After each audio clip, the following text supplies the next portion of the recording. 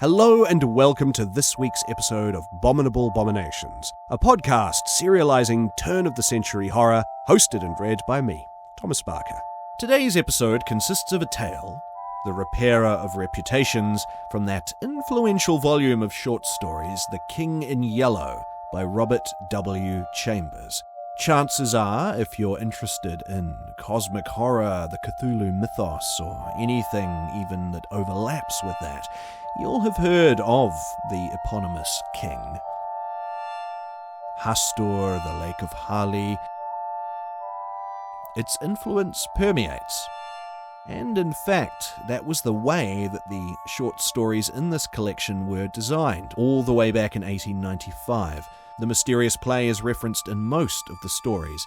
Now, bearing in mind that this is a rather singular precursor to more familiar genre tales, I urge you to take a moment to acclimatize yourself to this story. It's technically science fiction, but set in the not-too-distant future of the 1920s. The narrator is, as you will discover, highly unreliable, and the strangeness just ratchets up as the story goes on.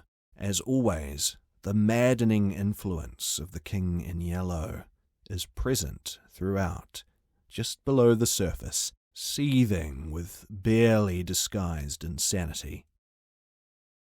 The Repairer of Reputations. 1. Ne rayons pas le fou. Leur folie durait plus longtemps que la nôtre. Voilà toute la différence. Toward the end of the year 1920, the government of the United States had practically completed the program adopted during the last months of President Winthrop's administration. The country was apparently tranquil. Everybody knows how the tariff and labor questions were settled. The war with Germany, incident on that country's seizure of the Samoan Islands, had left no visible scars upon the Republic, and the temporary occupation of Norfolk by the invading army had been forgotten in the joy over repeated naval victories, and the subsequent ridiculous plight of General von Gartenlaub's forces in the state of New Jersey. The Cuban and Hawaiian investments had paid 100%, and the territory of Samoa was well worth its cost as a coaling station. The country was in a superb state of defense. Every coast city had been well supplied with land fortifications. The army, under the parental eye of the General Staff, organized according to the Prussian system, had been increased to 300,000 men, with a territorial reserve of 1 million. And 6 magnificent squadrons of cruisers and battleships patrolled the 6 stations of the navigable seas, leaving a steam reserve amply fitted to control home waters. The gentlemen from the West had at last been constrained to acknowledge that a college for the training of diplomats was as necessary as law schools are for the training of barristers. Consequently, we were no longer represented abroad by incompetent patriots.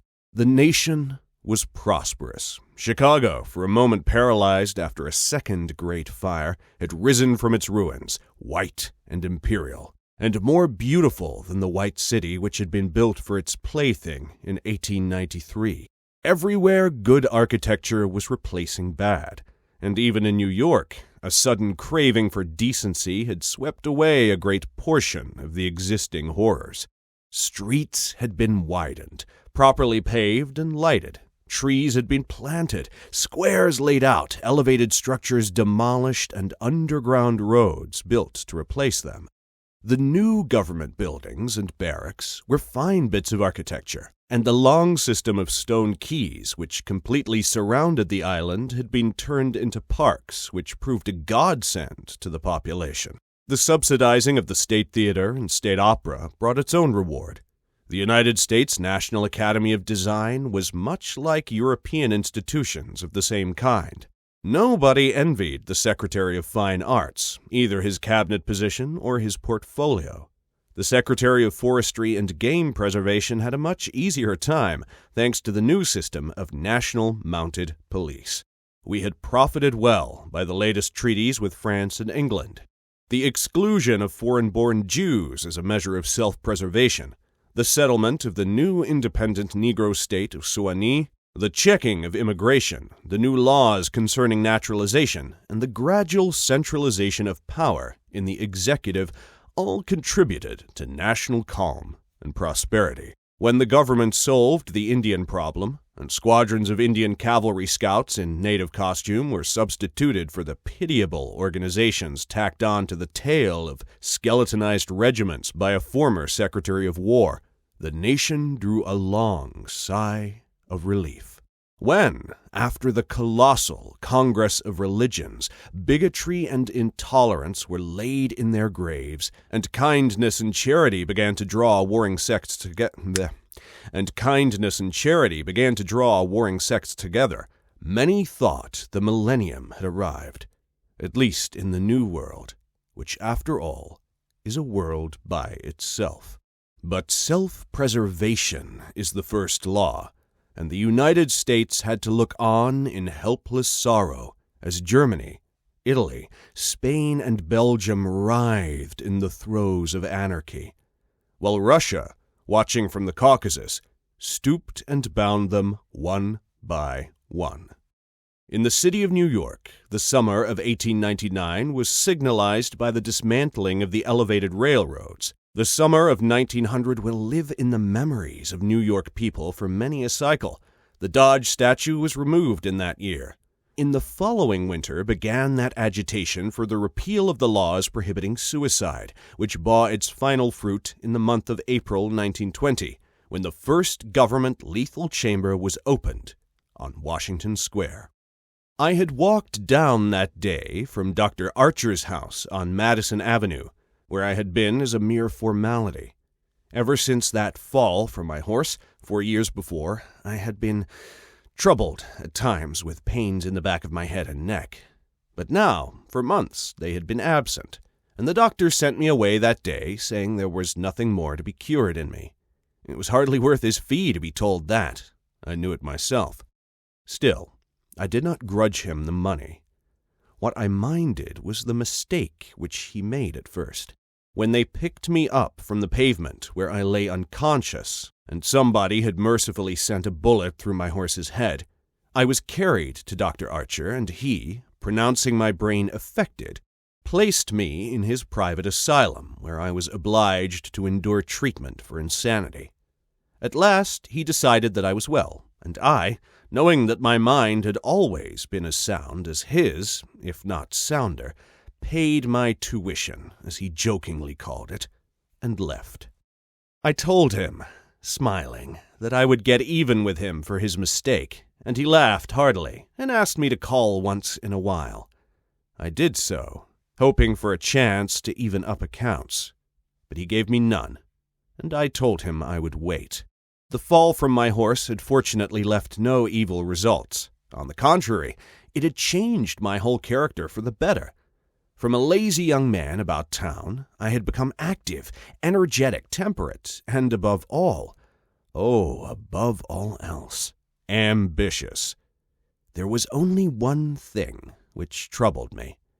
I laughed at my own uneasiness, and yet it troubled me. During my convalescence, I had bought and read for the first time The King in Yellow. I remember, after finishing the first act, that it occurred to me that I had better stop. I started up and flung the book into the fireplace.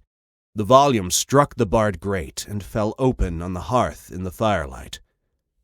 If I had not caught a glimpse of the opening words in the second act, I should never have finished it. But as I stooped to pick it up, my eyes became riveted to the open page, and with a cry of terror, or perhaps it was one of joy so poignant that I suffered in every nerve, I snatched the thing out of the coals and crept, shaking, to my bedroom, where I read it, and reread it, and wept, and laughed, and trembled with a horror which at times assails me yet. This is the thing that troubles me, for I cannot forget Carcosa, where black stars hang in the heavens, where the shadows of men's thoughts lengthen in the afternoon, when the twin suns sink into the lake of Hali, and my mind will bear forever the memory of the pallid mask. I pray God will curse the writer, as the writer has cursed the world with this beautiful, stupendous creation. Terrible in its simplicity, irresistible in its truth, a world which now trembles before the King in Yellow. When the French government seized the translated copies which had just arrived in Paris, London, of course, became eager to read it. It is well known how the book spread like an infectious disease from city to city, from continent to continent. Barred out here, confiscated there, denounced by press and pulpit, censored even by the most advanced of literary anarchists. No definite principles had been violated in those wicked pages. No doctrine promulgated. No convictions outraged. It could not be judged by any known standard, yet, although it was acknowledged that the supreme note of art had been struck in The King in Yellow, all felt that human nature could not bear the strain, nor thrive on words in which the essence of purest poison lurked.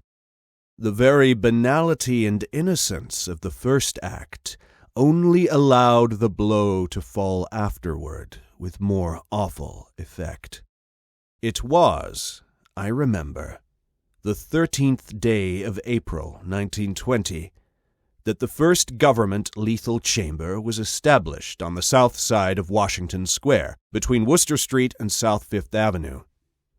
The block, which had formerly consisted of a lot of shabby old buildings used as cafes and restaurants for foreigners, had been acquired by the government in the winter of 1898. The French and Italian cafes and restaurants were torn down. The whole block was enclosed by a gilded iron railing and converted into a lovely garden with lawns, flowers, and fountains. In the center of the garden stood a small white building, severely classical in architecture and surrounded by thickets of flowers. 6 Ionic columns supported the roof, and the single door was one of bronze. A splendid marble group of the Fates stood before the door, the work of a young American sculptor, Boris Yvain, who had died in Paris when only 23 years old. The inauguration ceremonies were in progress as I crossed University Place and entered the square. I threaded my way through the silent throng of spectators, but was stopped at 4th Street by a cordon of police. A regiment of United States Lancers were drawn up in a hollow square round the lethal chamber.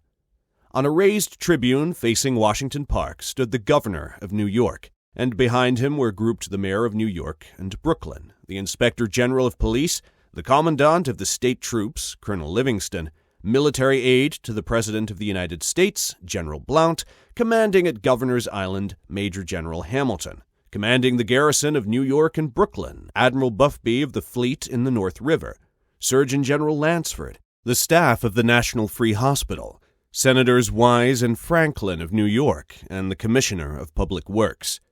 The tribune was surrounded by a squadron of hussars of the National Guard. The governor was finishing his reply to the short speech of the Surgeon General. I heard him say, "The laws prohibiting suicide and providing punishment for any attempt at self-destruction have been repealed. The government has seen fit to acknowledge the right of man to end an existence which may have become intolerable to him, through physical suffering or mental despair. It is believed that the community will be benefited by the removal of such people from their midst. Since the passage of this law, the number of suicides in the United States has not increased. Now the government has determined to establish a lethal chamber in every city, town, and village in the country. It remains to be seen whether or not that class of human creatures from whose desponding ranks new victims of self-destruction fall daily will accept the relief thus provided." He paused, and turned to the white, lethal chamber. The silence in the street was absolute. There a painless death awaits him who can no longer bear the sorrows of this life. If death is welcome, let him seek it there. Then, quickly turning to the military aide of the president's household, he said, I declare the lethal chamber open. And again, facing the vast crowd, he cried in a clear voice, Citizens of New York, and of the United States of America, through me, the government declares the lethal chamber to be open. The solemn hush was broken by a sharp cry of command. The squadron of hussars filed after the governor's carriage. The lancers wheeled and formed along Fifth Avenue to wait for the commandant of the garrison, and the mounted police followed them. I left the crowd to gape and stare at the white marble death chamber, and, crossing South Fifth Avenue, walked along the western side of that thoroughfare to Bleecker Street. Then I turned to the right, and stopped before a dingy shop which bore the sign, Holberg, Armorer. I glanced in at the doorway and saw Holberg busy in his small shop at the end of the hall. He looked up and, catching sight of me, cried in his deep and hearty voice, Come in, Mr. Castaigne. Constance, his daughter, rose to meet me as I crossed the threshold and held out her pretty hand. But I saw the blush of disappointment on her cheeks and knew that it was another Castaigne she had expected. My cousin, Louis. I smiled at her confusion and complimented her on the banner she was embroidering from a colored plate. Old Holberg sat riveting the worn greaves of some ancient suit of armor, and the ting, ting, ting of his little hammer sounded pleasantly in the quaint shop. Presently he dropped his hammer, and fussed about for a moment with a tiny wrench. The soft clash of the mail sent a thrill of pleasure through me. I loved to hear the music of steel brushing against steel, the mellow shock of the mallet on thigh pieces, and the jingle of chain armor. That was the only reason I went to see Holberg. He had never interested me personally, nor did Constance, except for the fact of her being in love with Louis. This did occupy my attention, and sometimes even kept me awake at night. But I knew in my heart that all would come right, and that I should arrange their future as I expected to arrange that of my kind doctor, John Archer. However, I should never have troubled myself about visiting them just then, had it not been, as I say, that the music of the tinkling hammer had for me this strong fascination. I would sit for hours, listening and listening, and when a stray sunbeam struck the inlaid steel, the sensation it gave me was almost too keen to endure. My eyes would become fixed, dilating with a pleasure that stretched every nerve almost to breaking, until some movement of the old armorer cut off the ray of sunlight. Then, still thrilling secretly, I leaned back and listened again to the sound of the polishing rag. Swish, swish, rubbing rust from the rivets. Constance worked with the embroidery over her knees, now and then pausing to examine more closely the pattern in the colored plate from the Metropolitan Museum. "Who's this for?" I asked.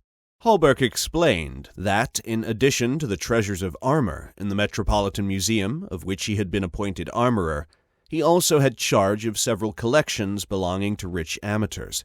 This was the missing greave of a famous suit, which a client of his had traced to a little shop in Paris on the Quai d'Orsay.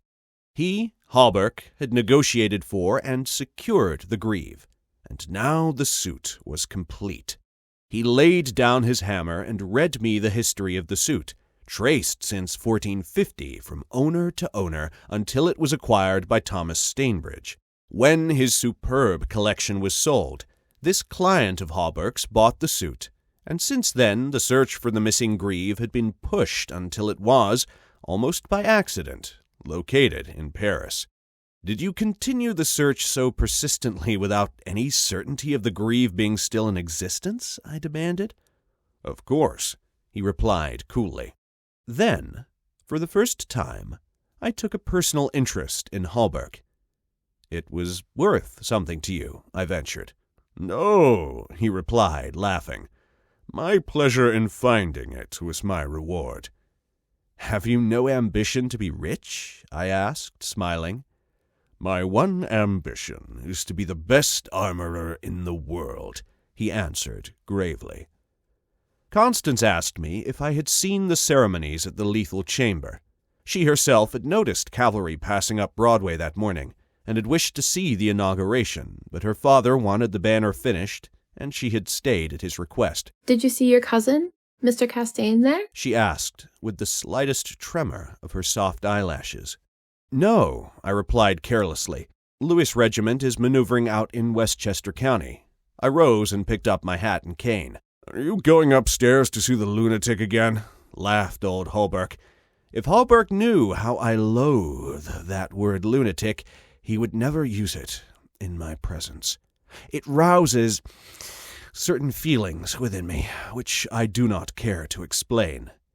However, I answered him quietly. I think I shall drop in and see Mr. Wilde for a moment or two. Poor fellow, said Constance with a shake of the head. It must be hard to live alone year after year, poor, crippled, and almost demented. It is very good of you, Mr. Castaigne, to visit him as often as you do.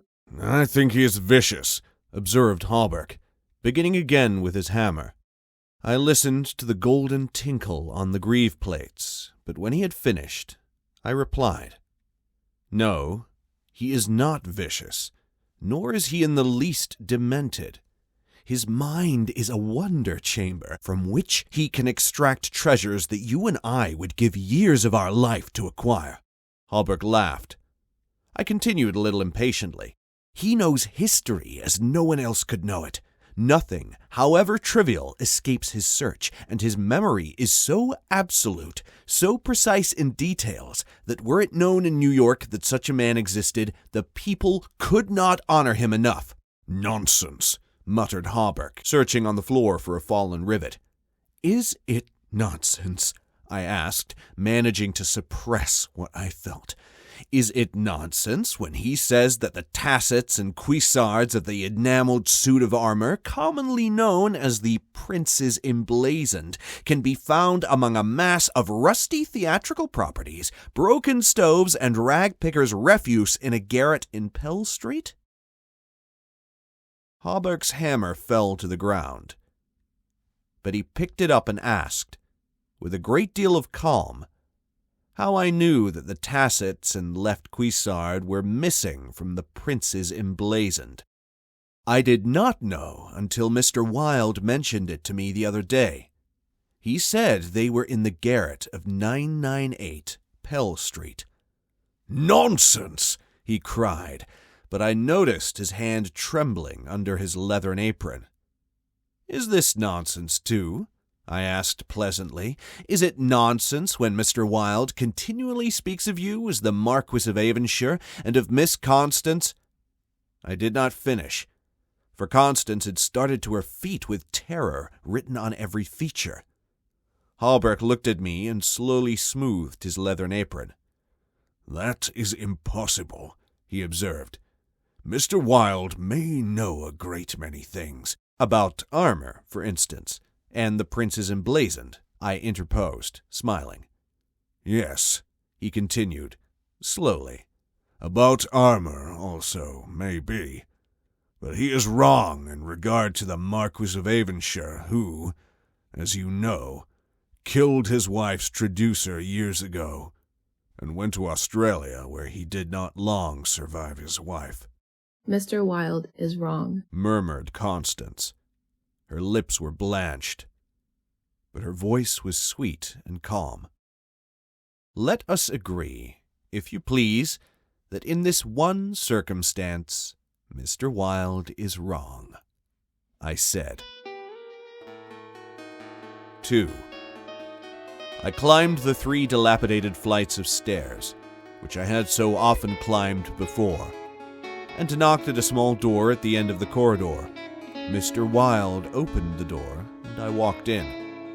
When he had double-locked the door and pushed a heavy chest against it, he came and sat down beside me, peering up into my face with his little, light-colored eyes. Half a dozen new scratches covered his nose and cheeks, and the silver wires which supported his artificial ears had become displaced. I thought I had never seen him so hideously fascinating. He had no ears. The artificial ones, which now stood out at an angle from the fine wire, were his one weakness. They were made of wax and painted a shell pink, but the rest of his face was yellow. He might better have reveled in the luxury of some artificial fingers for his left hand, which was absolutely fingerless. But it seemed to cause him no inconvenience, and he was satisfied with his wax ears. He was very small, scarcely higher than a child of 10, but his arms were magnificently developed, and his thighs as thick as any athlete's. Still, the most remarkable thing about Mr. Wilde was that a man of his marvelous intelligence and knowledge should have such a head. It was flat and pointed, like the heads of many of those unfortunates whom people often imprison in asylums for the weak-minded. Many called him insane, but I knew him to be as sane as I was. I do not deny that he was eccentric. The mania he had for keeping that cat and teasing her until she flew at his face like a demon was certainly eccentric. I never could understand why he kept the creature, nor what pleasure he found in shutting himself up in his room with this surly, vicious beast. I remember once glancing up from the manuscript I was studying by the light of some tallow dips, and seeing Mr. Wilde squatting motionless on his high chair, his eyes fairly blazing with excitement, while the cat, which had risen from her place before the stove, came creeping across the floor right at him. Before I could move, she flattened her belly to the ground, crouched, trembled, and sprang into his face. Howling and foaming, they rolled over and over on the floor, scratching and clawing until the cat screamed and fled under the cabinet. And Mr. Wilde turned over on his back, his limbs contracting and curling up like the legs of a dying spider. He was eccentric. Mr. Wilde had climbed into his high chair, and after studying my face, picked up a dog's-eared ledger and opened it. "Henry B. Matthews," he read, "bookkeeper with Weissett & Company, dealers in church ornaments, cold April 3rd, reputation damaged on the racetrack, known as a welcher, reputation to be repaired by August 1st, retainer $5. He turned the page and ran his fingerless knuckles down the closely written columns. P. Green Dusenberry, minister of the gospel, Fair Beach, New Jersey. Reputation damaged in the Bowery. To be repaired as soon as possible. Retainer $100. He coughed and added, "Called April 6th. "Then you are not in need of money, Mr. Wilde?" I inquired. "Listen," he coughed again. "Mrs. C. Hamilton Chester of Chester Park, New York City, called April 7th. Reputation damaged at Dieppe, France, to be repaired by October 1st. Retainer $500. Note, C. Hamilton Chester, Captain, USS Avalanche, ordered home from South Sea Squadron October 1st. "Well," I said, "the profession of a repairer of reputations is lucrative." His colorless eyes sought mine. "I only wanted to demonstrate that I was correct. You said it was impossible to succeed as a repairer of reputations, that even if I did succeed in certain cases, it would cost me more than I would gain by it. Today I have 500 men in my employ, who are poorly paid, but who pursue the work with an enthusiasm which possibly may be born of fear. These men enter every shade and grade of society. Some even are pillars of the most exclusive social temples. Others are the prop and pride of the financial world. Still others hold undisputed sway among the fancy and the talent. I choose them at my leisure from those who reply to my advertisements. It is easy enough. They are all cowards. I could treble the number in 20 days if I wished. So, you see, those who have in their keeping the reputations of their fellow citizens, I have in my pay. They may turn on you, I suggested. He rubbed his thumb over his cropped ears and adjusted the wax substitutes. I think not, he murmured thoughtfully. I seldom have to apply the whip, and then only once. Besides, they like their wages. How do you apply the whip? I demanded. His face, for a moment, was awful to look upon. His eyes dwindled to a pair of green sparks. I invite them to come and have a little chat with me, he said in a soft voice. A knock at the door interrupted him, and his face resumed its amiable expression. "Who is it?" he inquired. Mr. Stelet, was the answer. "Come tomorrow," replied Mr. White. Impossible, began the other, but was silenced by a sort of bark from Mr. White. "Come tomorrow," he repeated. We heard somebody move away from the door and turn the corner by the stairway. "Who is that?" I asked. "Arnold Stelet, owner and editor-in-chief of the great New York Daily."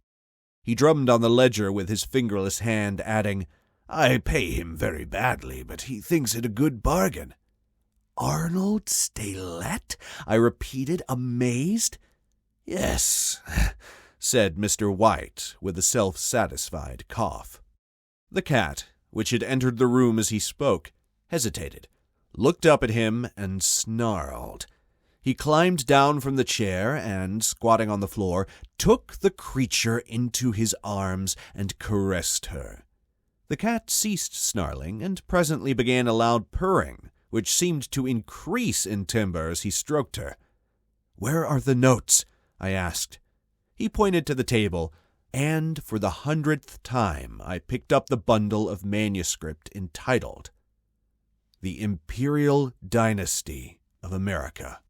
One by one I studied the well-worn pages, worn only by my own handling, and although I knew all by heart from the beginning, when from Carcosa, the Hyades, Hastur, and Aldebaran, to Castaigne, Louis de Calvados, born December 19th, 1887, I read it with an eager, rapt attention, pausing to repeat parts of it aloud, and dwelling especially on Hildred de Calvados, only son of Hildred Castaigne and Edith Lannes Castaigne, first in succession, etc., etc.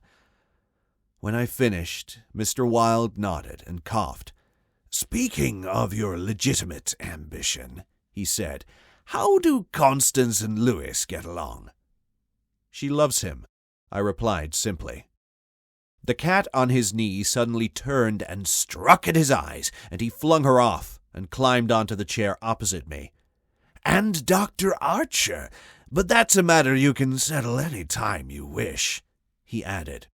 "Yes," I replied, "Dr. Archer can wait, but it is time I saw my cousin Louis." "It is time," he repeated. Then he took another ledger from the table and ran over the leaves rapidly. "We are now in communication with 10,000 men," he muttered. "We can count on 100,000 within the first 28 hours, and in 48 hours the state will rise en masse. The country follows the state, and the portion that will not, I mean California and the Northwest, might better never have been inhabited. I shall not send them the yellow sign." The blood rushed to my head, but I only answered, "A new broom sweeps clean. The ambition of Caesar and of Napoleon pales before that which could not rest until it had seized the minds of men and controlled even their unborn thoughts," said Mr. Wilde. "You are speaking of the King in Yellow," I groaned with a shudder. "He is a king whom emperors have served." "I am content to serve him," I replied. Mr. Wilde sat rubbing his ears with his crippled hand. "Perhaps Constance does not love him," he suggested. I started to reply, but a sudden burst of military music from the street below drowned my voice. The 20th Dragoon Regiment, formerly in garrison at Mount St. Vincent, was returning from the maneuvers in Westchester County to its new barracks on East Washington Square. It was my cousin's regiment. They were a fine lot of fellows in their pale blue, tight-fitting jackets, jaunty busbies, and white riding breeches, with the double yellow stripe, into which their limbs seemed molded. Every other squadron was armed with lances, from the metal points of which fluttered yellow and white pennons. The band passed, playing the regimental march. Then came the colonel and staff, the horses crowding and trampling while their heads bobbed in unison and the pennants fluttered from their lance points. The troopers who rode with the beautiful English seat looked brown as berries from their bloodless campaign among the farms of Westchester, and the music of their sabers against the stirrups and the jingles of spurs and carbines was delightful to me. I saw Lewis riding with his squadron. He was as handsome an officer as I have ever seen. Mr. Wilde, who had mounted a chair by the window, saw him too, but said nothing. Lewis turned and looked straight at Hawberk's shop as he passed, and I could see the flush on his brown cheeks. I think Constance must have been at the window. When the last troopers had clattered by, and the last pennons vanished into South Fifth Avenue, Mr. Wilde clambered out of his chair and dragged the chest away from the window. "Yes," he said, "it is time that you saw your cousin Lewis." He unlocked the door, and I picked up my hat and stick and stepped into the corridor. The stairs were dark. Groping about, I set my foot on something soft which snarled and spit, and I aimed a murderous blow at the cat. But my cane shivered to splinters against the balustrade, and the beast scurried back into Mr. Wilde's room. Passing Hawberk's door again, I saw him still at work on the armor, but I did not stop, and stepping out into Bleecker Street, I followed it to Worcester, skirted the grounds of the Lethal Chamber, and crossing Washington Park, went straight to my rooms in the Benedict. Here I lunched comfortably, read the Herald and the Meteor, and finally went to the steel safe in my bedroom and set the time combination. The 3 3/4 minutes, which it is necessary to wait while the time lock is opening, are to me golden moments. From the instant I set the combination to the moment when I grasp the knobs and swing back the solid steel doors, I live in an ecstasy of expectation. Those moments must be like moments passed in paradise. I know what I am to find at the end of the time limit. I know what the massive safe holds secure for me alone, and the exquisite pleasure of waiting is hardly enhanced when the safe opens and I lift, from its velvet crown, a diadem of purest gold, blazing with diamonds. I do this every day, and yet the joy of waiting and at last touching again the diadem only seems to increase as the days pass. It is a diadem fit for a king among kings, an emperor among emperors. The King in Yellow might scorn it, but it shall be worn by his royal servant. I held it in my arms until the alarm in the safe rang harshly, and then, tenderly, proudly, I replaced it and shut the steel doors. I walked slowly back into my study, which faces Washington Square, and leaned on the windowsill.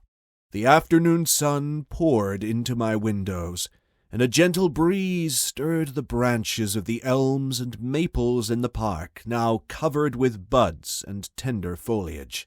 A flock of pigeons circled about the tower of the memorial church, sometimes alighting on the purple-tiled roof, sometimes wheeling downward to the lotus fountain in front of the marble arch.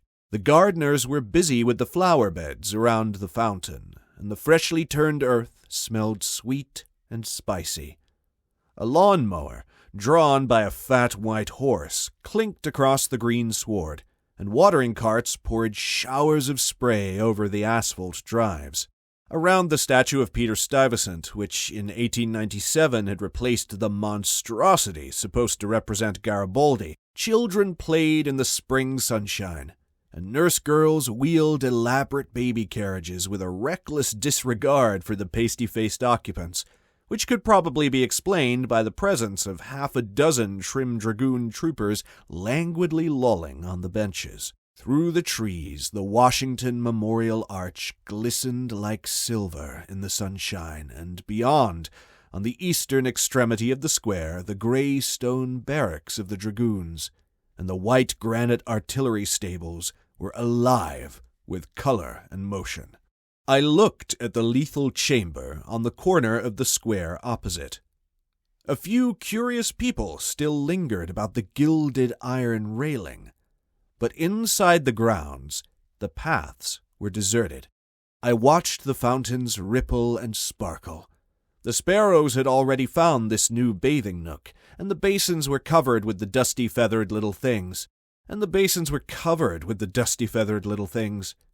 2 or 3 white peacocks picked their way across the lawns, and a drab-colored pigeon sat so motionless on the arm of one of the Fates that it seemed to be a part of the sculptured stone. As I was turning carelessly away, a slight commotion in the group of curious loiterers around the gates attracted my attention. A young man had entered and was advancing with nervous strides along the gravel path which leads to the bronze doors of the lethal chamber. He paused a moment before the Fates, and as he raised his head to those 3 mysterious faces, the pigeon rose from its sculptured perch, circled about for a moment, and wheeled to the east. The young man pressed his hand to his face, and then, with an undefinable gesture, sprang up the marble steps. The bronze doors closed behind him, and half an hour later the loiterers slouched away, and the frightened pigeon returned to its perch in the arms of fate. I put on my hat and went out into the park for a little walk before dinner. As I crossed the central driveway, a group of officers passed, and one of them called out, "Hello, Hildred," and came back to shake hands with me. It was my cousin, Louis, who stood smiling and tapping his spurred heels with his riding whip. "Just back from Westchester," he said. "Been doing the bucolic, milk and curds, dairy maids in sunbonnets who say, 'Yow,' and 'I don't think,' when you tell them they're pretty. I'm nearly dead for a square meal at Delmonico's. What's the news?" "There is none," I replied pleasantly. "I saw your regiment coming in this morning." "Did you? I didn't see you. Where were you?" "In Mr. Wilde's window." "Oh, hell," he began impatiently. "That man is stark mad. I don't understand why you—" He saw how annoyed I felt by this outburst, and begged my pardon. "Really, old chap," he said, "I don't mean to run down a man you like, but for the life of me I can't see what the deuce you find in common with Mr. Wilde. He's not well bred, to put it generously. He is hideously deformed. His head is the head of a criminally insane person. You know yourself he's been in an asylum." "So have I interrupted calmly. Louis looked startled and confused for a moment, but recovered and slapped me heartily on the shoulder. "You were completely cured," he began. But I stopped him again. "I suppose you mean that I was simply acknowledged never to have been insane." "Of course that's what I meant," he laughed. I disliked his laugh because I knew it was forced. But I nodded gaily and asked him where he was going. Lewis looked after his brother officers, who had now almost reached Broadway. We had intended to sample a Brunswick cocktail, but to tell you the truth, I was anxious for an excuse to go and see Hawberk instead. Come along, I'll make you my excuse. We found old Hawberk, neatly attired in a fresh spring suit, standing at the door of his shop and sniffing the air. "I had just decided to take Constance for a little stroll before dinner," he replied to the impetuous volley of questions from Lewis. "We thought of walking on the park terrace along the North River." At that moment, Constance appeared and grew pale and rosy by turns, as Lewis bent over her small, gloved fingers. I tried to excuse myself, alleging an engagement uptown, but Lewis and Constance would not listen, and I saw I was expected to remain and engage old Hawberk's attention. After all, it would be just as well if I kept my eye on Lewis, I thought, and when they hailed a Spring Street horse car, I got in after them and took my seat beside the armorer. The beautiful line of parks and granite terraces, overlooking the wharfs along the North River, which were built in 1910 and finished in the autumn of 1917, had become one of the most popular promenades in the metropolis.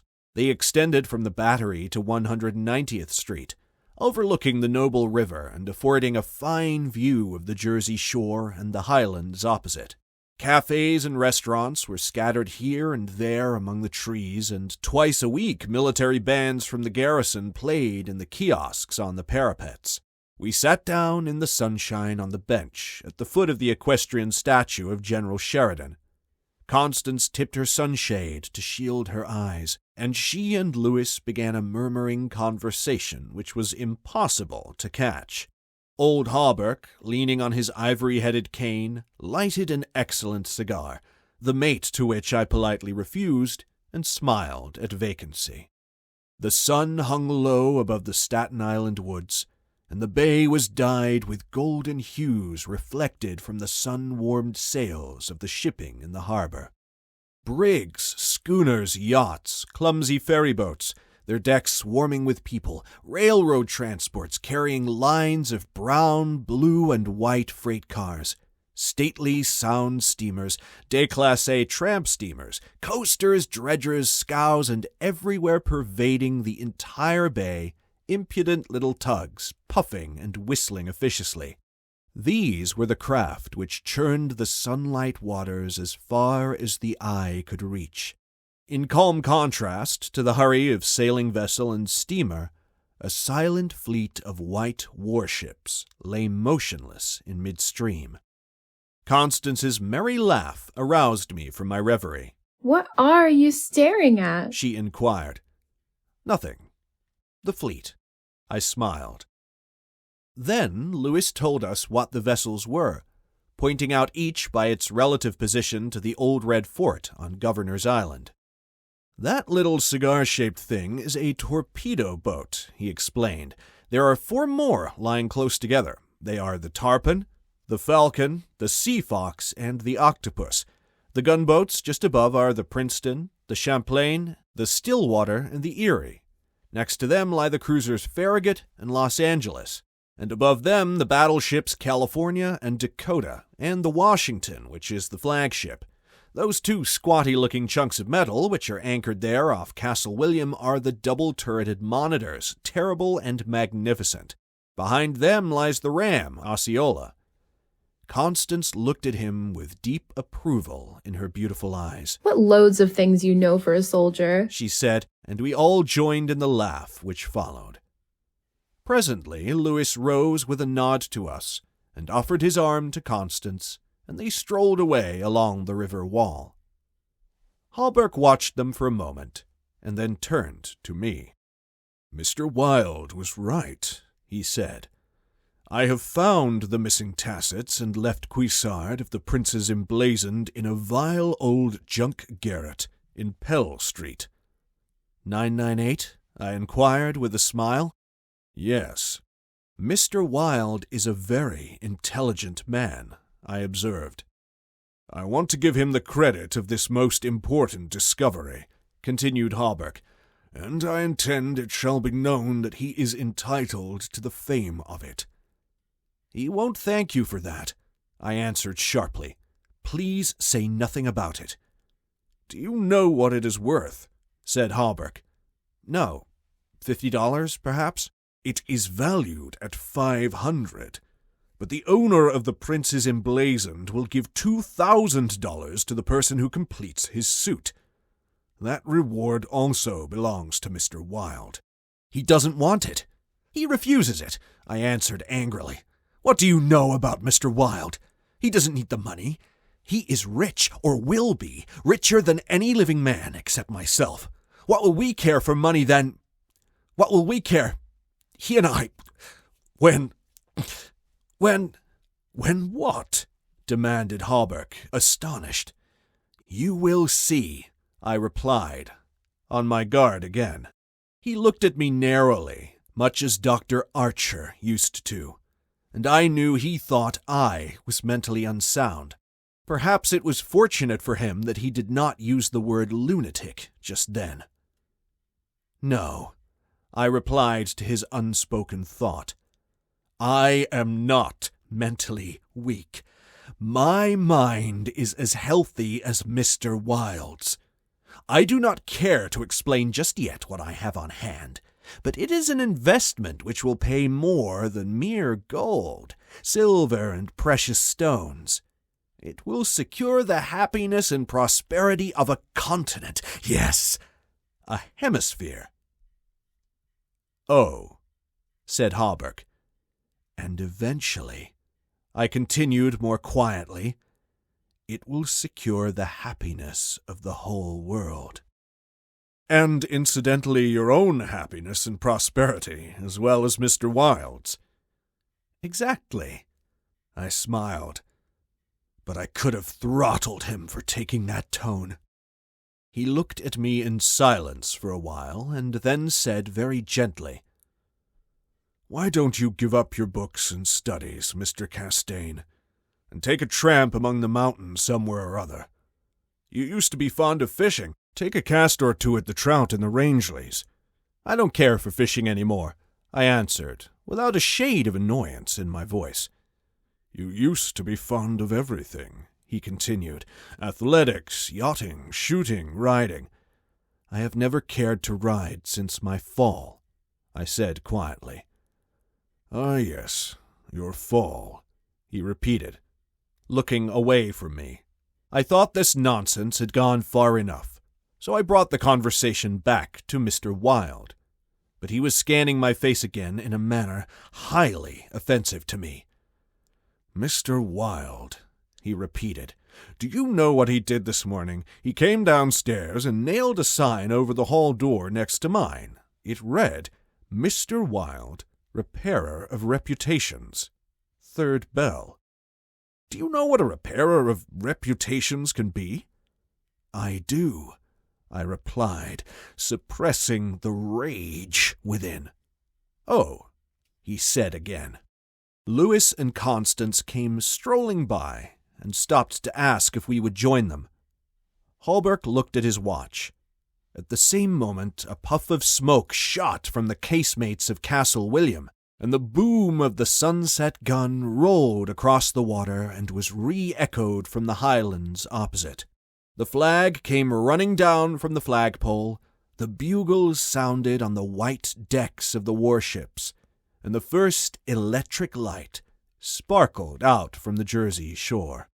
As I turned into the city with Hawberk, I heard Constance murmur something to Louis which I did not understand, but Louis whispered, "My darling," in reply.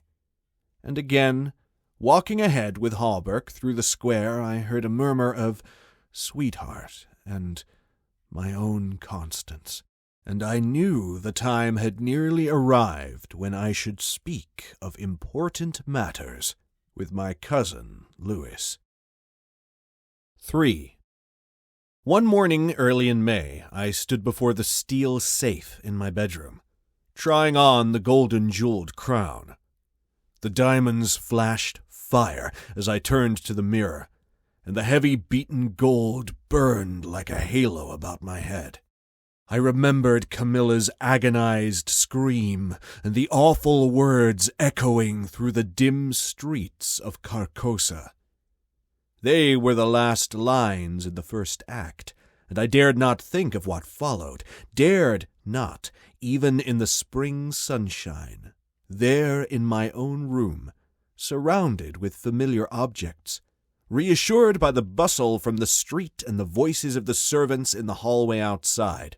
For those poisoned words had dropped slowly into my heart, as death sweat drops upon a bedsheet and is absorbed. Trembling, I put the diadem from my head and wiped my forehead. But I thought of Hastur, and of my own rightful ambition, and I remembered Mr. Wilde as I had last left him, his face all torn and bloody from the claws of that devil's creature, and what he said. What he said. The alarm bell in the safe began to whir harshly, and I knew my time was up, but I would not heed it, and replacing the flashing circlet upon my head, I turned defiantly to the mirror. I stood for a long time absorbed in the changing expression of my own eyes. The mirror reflected a face which was like my own, but whiter, and so thin that I hardly recognized it. And all the time I kept repeating between my clenched teeth, "The day has come! The day has come!" while the alarm in the safe whirred and clamored and the diamonds sparkled and flamed above my brow. I heard a door open, but did not heed it. It was only when I saw two faces in the mirror. It was only when another face rose over my shoulder and two other eyes met mine. I wheeled like a flash and seized a long knife from my dressing table, and my cousin sprang back very pale, crying, "Hildred, for God's sake!" Then, as my hand fell, he said, "It is I, Lewis. Don't you know me?" I stood silent. I could not have spoken for my life. He walked up to me and took the knife from my hand. "What is all this?" he inquired in a gentle voice. "Are you ill?" "No," I replied, but I doubt if he heard me. "Come, come, old fellow," he cried. "Take off that brass crown and toddle into the study. Are you going to a masquerade? What's all this theatrical tinsel anyway?" I was glad he thought the crown was made of brass and paste, yet I didn't like him any the better for thinking so. I let him take it from my hand, knowing it was best to humor him. He tossed the splendid diadem in the air, and catching it, turned to me, smiling. "It's dear at 50 cents, he said. "What's it for?" I did not answer, but I took the circlet from his hands, and, placing it in the safe, shut the massive steel door. The alarm ceased its infernal din at once. He watched me curiously, but did not seem to notice the sudden ceasing of the alarm. He did, however, speak of the safe as a biscuit box. Fearing lest he might examine the combination, I led the way into my study. Lewis threw himself on the sofa and flicked at flies with his eternal riding whip. He wore his fatigue uniform with the braided jacket and jaunty cap, and I noticed that his riding boots were all splashed with red mud. "Where have you been?" I inquired. "Jumping mud creeks in Jersey," he said. "I haven't had time to change yet. I was rather in a hurry to see you. Haven't you got a glass of something? I'm dead tired. Been in the saddle 24 hours. I gave him some brandy from my medicinal store, which he drank with a grimace.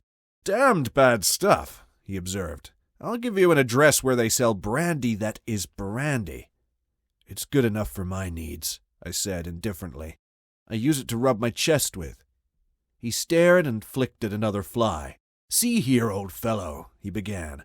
"I've got something to suggest to you. It's 4 years now that you've shut yourself up here like an owl, never going anywhere, never taking any healthy exercise, never doing a damn thing but poring over those books up there on the mantelpiece." He glanced along the row of shelves. Napoleon, Napoleon, Napoleon, he read. For heaven's sake, have you nothing but Napoleons here? I wish they were bound in gold, I said. But wait! Yes, there is another book, The King in Yellow. I looked him steadily in the eye. Have you never read it? I asked. I? No, thank God. I don't want to be driven crazy. I saw he regretted his speech as soon as he had uttered it. There is only one word which I loathe more than I do lunatic, and that word is crazy. But I controlled myself and asked him why he thought The King in Yellow dangerous. Oh, I don't know, he said hastily. I only remember the excitement it created and the denunciations from pulpit and press. I believe the author shot himself after bringing forth this monstrosity, didn't he? I understand he is still alive, I answered. That's probably true, he muttered. Bullets couldn't kill a fiend like that. It is a book of great truths, I said. Yes, he replied, of truths which send men frantic and blast their lives. I don't care if the thing is, as they say, the very supreme essence of art.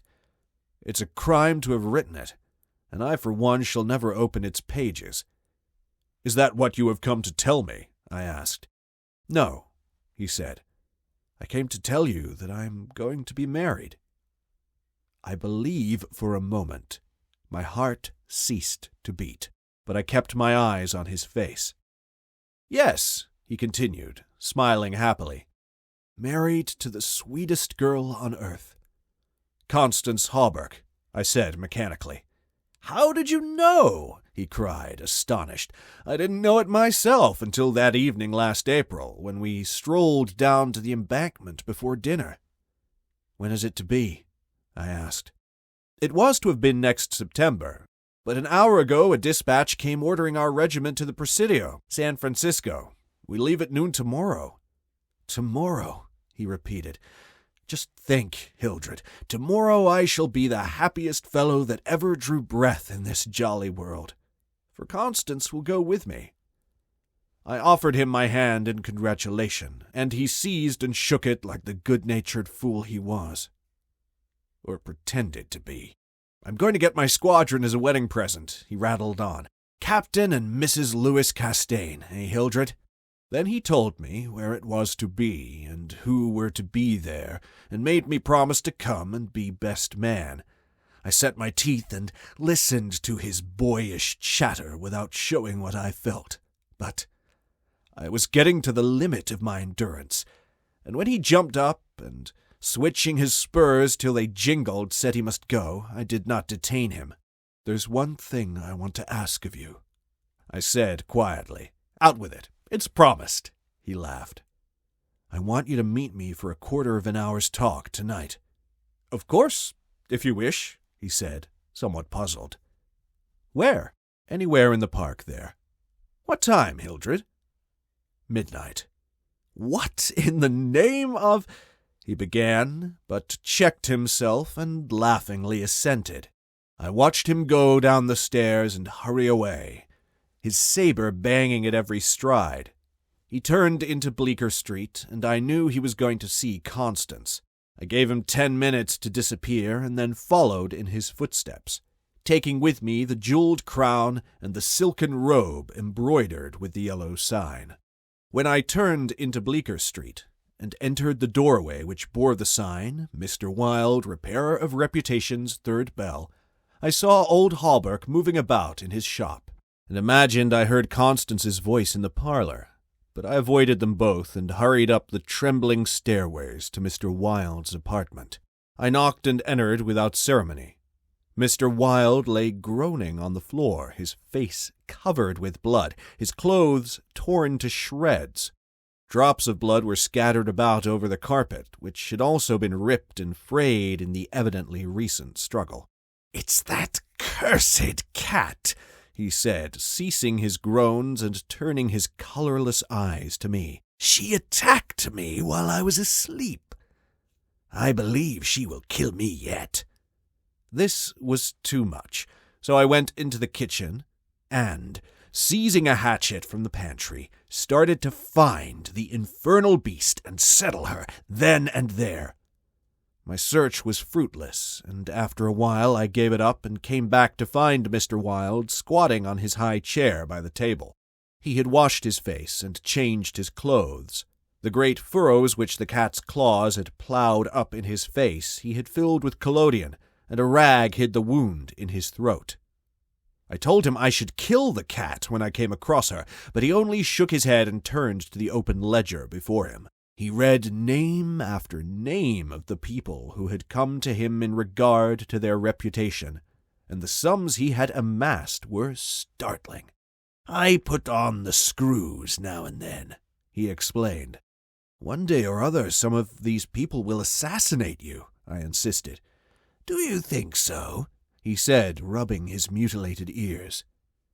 It was useless to argue with him, so I took down the manuscript entitled Imperial Dynasty of America, for the last time I should ever take it down in Mr. Wilde's study.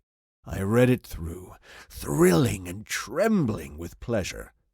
When I had finished, Mr. Wilde took the manuscript and, turning to the dark passage which leads from his study to his bedchamber, called out in a loud voice, "Vance!" Then, for the first time, I noticed a man crouched there in the shadow. How I had overlooked him during my search for the cat, I cannot imagine. "Vance, come in!" cried Mr. Wilde. The figure rose and crept towards us, and I shall never forget the face that he raised to mine as the light from the window illuminated it. "Vance, this is Mr. Castaigne," said Mr. Wilde. Before he had finished speaking, the man threw himself on the ground before the table, crying and grasping, "Oh God! Oh my God! Help me! Forgive me! Oh, Mr. Castaigne, keep that man away! You cannot mean it! You are different! Save me! I am broken down. I was in a madhouse, and now, when all was coming right, when I had forgotten the king in yellow, but I shall go mad again. I shall go mad." His voice died into a choking rattle, for Mr. Wilde had leapt on him, and his right hand encircled the man's throat. When Vance fell in a heap on the floor, Mr. Wilde clambered nimbly into his chair again, and rubbing his mangled ears with the stump of his hand, turned to me and asked me for the ledger. I reached it down from the shelf, and he opened it. After a moment's searching among the beautifully written pages, he coughed complacently and pointed to the name Vance. "Vance," he read aloud. "Osgood Oswald Vance." At the sound of his name, the man on the floor raised his head and turned a convulsed face to Mr. Wilde. His eyes were injected with blood, his lips tumefied. "Called April 28th, continued Mr. Wilde. "Occupation, cashier in the Seaforth National Bank, has served a term of forgery at Sing Sing, from whence he was transferred to the asylum for the criminally insane, pardoned by the governor of New York, and discharged from the asylum, January 19th, 1918. Reputation damaged at Sheepshead Bay. Rumors that he lives beyond his income. Reputation to be repaired at once. Retainer, $1,500. Note, has embezzled sums accounting to $30,000 since March 20th, 1919. Excellent family, and secured present position through uncle's influence. Father, president of the Seaforth Bank." I looked at the man on the floor. "Get up, Vance," said Mr. Wilde in a gentle voice. Vance rose as if hypnotized. "He will do as we suggest now," observed Mr. Wilde, and opening the manuscript, he read the entire history of the Imperial Dynasty of America. Then, in a kind and soothing murmur, he ran over the important points with Vance, who stood like one stunned. His eyes were so blank and vacant that I imagined he had become half-witted, and remarked it to Mr. Wilde, who replied that it was of no consequence anyway. Very patiently we pointed out to Mr. Vance what his share in the affair would be, and he seemed to understand after a while. Mr. Wilde explained the manuscript, using several volumes on heraldry to substantiate the result of his researches. He mentioned the establishment of the dynasty in Carcosa, the lakes which connected Hastur, Aldebaran, and the mystery of the Hyades. He spoke of Casilda and Camilla, and sounded the cloudy depths of Deme and the lake of Hali. The scalloped tatters of the king in yellow must hide Ihtil forever, he muttered. But I do not believe Vance heard him. Then, by degrees, he led Vance along the ramifications of the imperial family, to Uot and Thale, from Nautalba and Phantom of Truth, to Aldonis, and then, tossing aside his manuscript and notes, he began the wonderful story of the last king. Fascinated and thrilled, I watched him. He threw up his head, his long arms were stretched out in a magnificent gesture of pride and power, and his eyes blazed deep in their sockets like two emeralds. Vance listened stupefied. As for me, when at last Mr. Wilde had finished, and pointing to me, cried, "The cousin of the king!" my head swam with excitement. Controlling myself with a superhuman effort, I explained to Vance why I alone was worthy of the crown, and why my cousin must be exiled or die.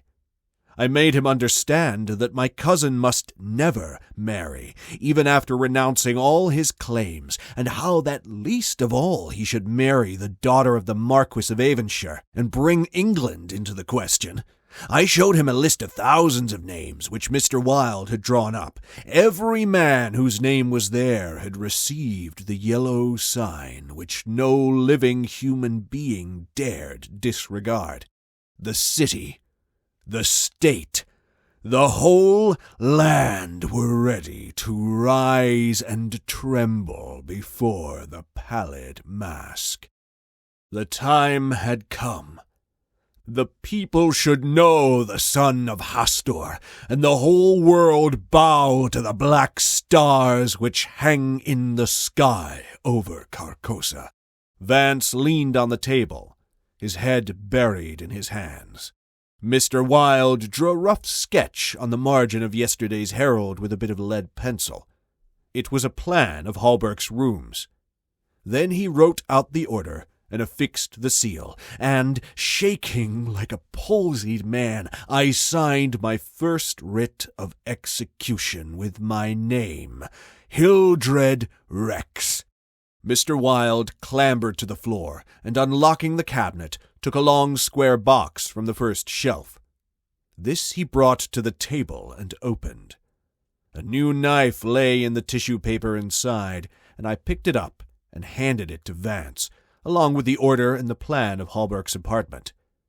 Then Mr. Wilde told Vance he could go, and he went, shambling like an outcast of the slums. I sat for a while watching the daylight fade behind the square tower of the Judson Memorial Church, and finally, gathering up the manuscript and notes, took my hat and started for the door. Mr. Wilde watched me in silence. When I had stepped into the hall, I looked back. Mr. Wilde's small eyes were still fixed on me. Behind him the shadows gathered in the fading light. Then I closed the door behind me and went out into the darkening streets. I had eaten nothing since breakfast, but I was not hungry. A wretched, half-starved creature, who stood looking across the street at the lethal chamber, noticed me and came up to tell me a tale of misery. I gave him money. I don't know why, and he went away without thanking me. An hour later, another outcast approached and whined his story.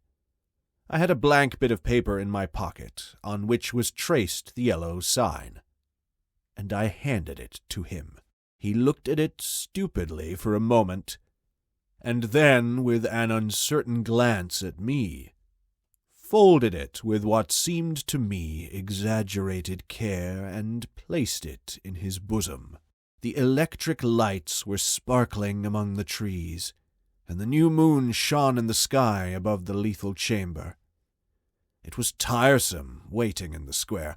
I wandered from the Marble Arch to the artillery stables and back again to the lotus fountain. The flowers and grass exhaled a fragrance which troubled me. The jet of the fountain played in the moonlight, and the musical splash of falling drops reminded me of the tinkle of chained mail in Hallberg's shop. But it was not so fascinating, and the dull sparkle of the moonlight on the water brought no such sensations of exquisite pleasure as when the sunshine played over the polished steel of a corselet on Hallberg's knee. I watched the bats darting and turning above the water plants in the fountain basin, but their rapid, jerky flight set my nerves on edge, and I went away again to walk aimlessly to and fro among the trees. The artillery stables were dark, but in the cavalry barracks the officers' windows were brilliantly lighted, and the sallyport was constantly filled with troopers in fatigue, carrying straw and harness and baskets filled with tin dishes. Twice the mounted sentry at the gates was changed while I wandered up and down the asphalt walk. I looked at my watch. It was nearly time. The lights in the barracks went out one by one. The barred gate was closed, and every minute or two an officer passed in through the side wicket, leaving a rattle of accoutrements and a jingle of spurs on the night air. The square had become very silent. The last homeless loiterer had been driven away by the grey-coated park policeman. The car tracks along Worcester Street were deserted, and the only sound which broke the stillness was the stamping of the sentry's horse and the ring of his sabre against the saddle pommel. In the barracks, the officers' quarters were still lighted, and military servants passed and repassed before the bay windows. 12 o'clock sounded from the new spire of St. Francis Xavier, and at the last stroke of the sad-toned bell, a figure passed through the wicket beside the portcullis, returned the salute of the sentry, and crossing the street entered the square and advanced toward the Benedict apartment house. "Louis!" I called. The man pivoted on his spurred heels and came straight towards me. "Is that you, Hildred?" "Yes. You are on time." I took his offered hand, and we strolled toward the lethal chamber. He rattled on about his wedding and the graces of Constance and their future prospects, calling my attention to his captain's shoulder straps and the triple gold arabesque on his sleeve and fatigue cap. I believe I listened as much to the music of his spurs and sabre as I did to his boyish babble. And at last we stood under the elms on the 4th Street corner of the square opposite the lethal chamber. Then he laughed and asked me what I wanted with him. I motioned him to a seat on a bench under the electric light and sat down beside him.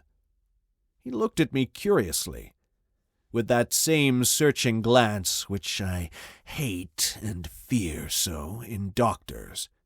I felt the insult of his look, but he did not know it, and I carefully concealed my feelings. "Well, old chap," he inquired, "what can I do for you?" I drew from my pocket the manuscript and notes of the Imperial Dynasty of America.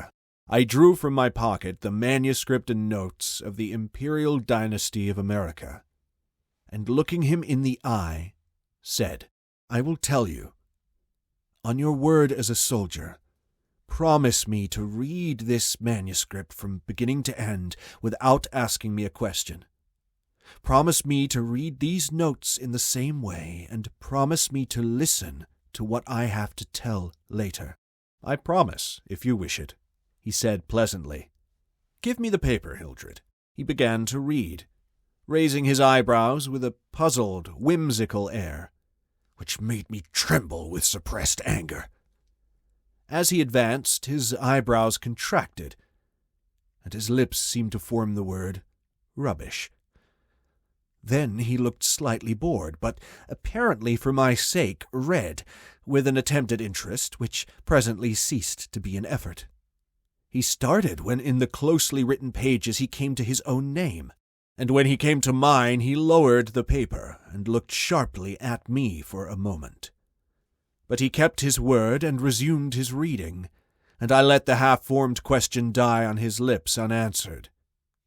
When he came to the end and read the signature of Mr. Wilde, he folded the paper carefully and returned it to me. I handed him the notes, and he settled back, pushing his fatigue cap up to his forehead, with a boyish gesture which I remembered so well in school. I watched his face as he read, and when he finished I took the notes with the manuscript and placed them in my pocket. Then I unfolded a scroll marked with the yellow sign. He saw the sign, but he did not seem to recognize it, and I called his attention to it somewhat sharply. "Well," he said, "I see it. What is it?" "It is the yellow sign," I said angrily. "Oh, that's it, is it?" said Lewis, in that flattering voice which Dr. Archer used to employ with me, and would probably have employed again had I not settled his affair for him. I kept my rage down and answered as steadily as possible. "Listen, you have engaged your word?" "I am listening, old chap," he replied soothingly. I began to speak very calmly. "Dr. Archer, having by some means become possessed of the secret of the imperial succession, attempted to deprive me of my right, alleging that because of a fall from my horse 4 years ago, I had become mentally deficient. He presumed to place me under restraint in his own house in hopes of either driving me insane or poisoning me. I have not forgotten it. I visited him last night, and the interview was final." Lewis turned quite pale, but did not move. I resumed triumphantly. "There are yet 3 people to be interviewed in the interests of Mr. Wilde and myself. They are my cousin Lewis, Mr. Hawberk, and his daughter, Constance." Lewis sprang to his feet, and I arose also, and flung the paper marked with the yellow sign to the ground. "Oh, I don't need that to tell you what I have to say," I cried with a laugh of triumph. "You must renounce the crown to me. Do you hear? To me!" Lewis looked at me with a startled air, but recovering himself said kindly, "Of course I renounce the— What is it I must renounce?" "The crown," I said angrily. "Of course," he answered. "I renounce it. Come, old chap, I'll walk back to your rooms with you." "Don't try any of your doctor's tricks on me," I cried, trembling with fury. "Don't act as if you think I am insane."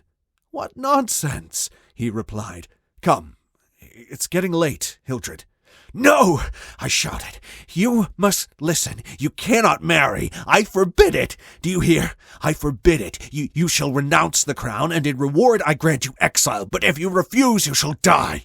He tried to calm me, but I was roused at last, and drawing my long knife, barred his way. Then I told him how they would find Dr. Archer in the cellar with his throat open, and I laughed in his face when I thought of Vance and his knife and the order signed by me.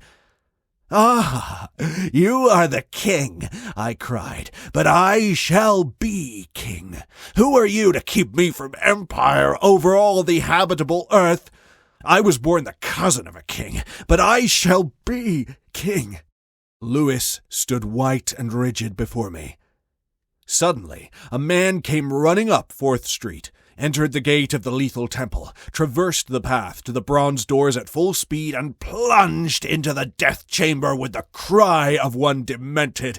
And I laughed until I wept tears, for I had recognized Vance and knew that Hallberg and his daughter were no longer in my way. "Go!" I cried to Lewis. "You have ceased to be a menace. You will never marry Constance now, and if you marry anyone else in your exile, I will visit you as I did my doctor last night. Mr. Wilde takes charge of you tomorrow." Then I turned and darted into South Fifth Avenue, and with a cry of terror, Lewis dropped his belt and saber and followed me like the wind. I heard him close behind me at the corner of Bleecker Street, and I dashed into the doorway under Hallberg's sign. He cried, "Halt, or I fire!" But when he saw that I flew up the stairs, leaving Hallberg's shop below, he left me, and I heard him hammering and shouting at their door as though it were possible to arouse the dead. Mr. Wilde's door was open, and I entered crying, "It is done! It is done! Let the nations rise and look upon their king!" But I could not find Mr. Wilde. So I went to the cabinet and took the splendid diadem from its case. Then I drew on the white silk robe, embroidered with the yellow sign, and placed the crown upon my head. At last I was king. King by my right in Hastur. King because I knew the mystery of the Hyades, and my mind had sounded the depths of the lake of Hali. I was king. The first grey pencilings of dawn would raise a tempest which would shake 2 hemispheres. Then, as I stood, my every nerve pitched to the highest tension, faint with the joy and splendor of my thought, without, in the dark passage, a man groaned. I seized the tallow dip and sprang to the door. The cat passed me like a demon, and the tallow dip went out. But my long knife flew swifter than she, and I heard her screech. And I knew that my knife had found her. For a moment I listened to her tumbling and thumping about in the darkness, and then, when her frenzy ceased, I lighted a lamp and raised it over my head. Mr. Wilde lay on the floor with his throat torn open. At first I thought he was dead, but as I looked, a green sparkle came into his sunken eyes. His mutilated hand trembled, and then a spasm stretched his mouth from ear to ear. For a moment my terror and despair gave place to hope. But as I bent over him, his eyeballs rolled clean around in his head, and he died. Then while I stood, transfixed with rage and despair, seeing my crown, my empire, every hope and every ambition, my very life lying prostrate there with the dead master, they came, seized me from behind, and bound me until my veins stood out like cords, and my voice failed with the paroxysms of my frenzied screams. But I still raged, bleeding and infuriated among them, and more than one policeman felt my sharp teeth. Then, when I could no longer move, they came nearer. I saw old Hallberg, and behind him my cousin Lewis' ghastly face, and farther away in the corner, a woman, Constance, weeping softly. "Ah! I see it now!" I shrieked. "You have seized the throne and the empire. Woe! Woe to you who are crowned with the crown of the King in Yellow." Editor's note: Mr. Castaigne died yesterday in the asylum for criminal insane. Thank you so much for being a part of this week's episode of Abominable Abominations and the repairer of reputations from the King in Yellow. Next week we'll bring another tale from this volume, The Yellow Sign. Thanks for listening. Look after yourselves, take care, and join us next week. If you have enjoyed this episode and you feel that mask of sanity slipping, I will now take the opportunity to make the yellow sign. It doesn't really help because this is an oral medium, but whatever. Make the yellow sign and persuade you to subscribe to the podcast, subscribe to the channel, hit the bell notification, leave a like if you enjoyed it, all that good stuff. Take care out there. It's a scary world.